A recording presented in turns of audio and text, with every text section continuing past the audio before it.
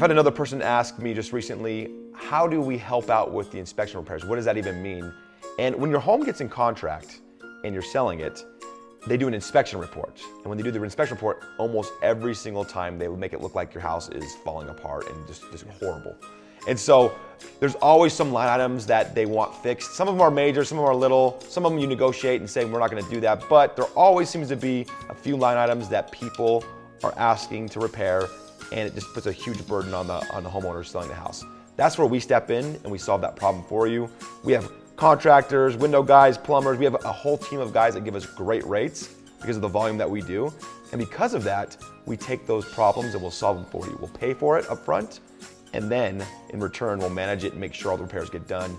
You can just sit back and watch the show. So it's an awesome service that, again, nobody else is offering. So yeah, and that amount, whatever we spend in repairing that, if we have to buy materials or whatever, that just gets tacked on to the final settlement when we close the home. Be sure to follow us on Instagram and Facebook and subscribe to our channel.